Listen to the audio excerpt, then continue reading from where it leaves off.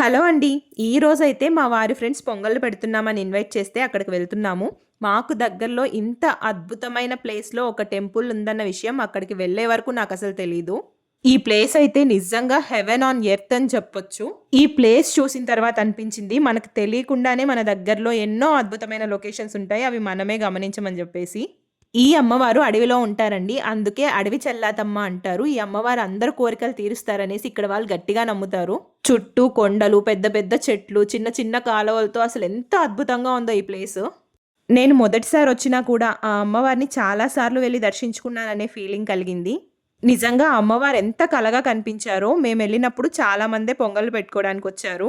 ఇలాంటి అకేషన్స్ అంటే నాకు చాలా ఇష్టమండి. ఎందుకంటే నేచర్‌కి దగ్గరగా ఉండే ప్లేస్‌లో అందరం కలిసి ఎంజాయ్ చేస్తాం కాబట్టి.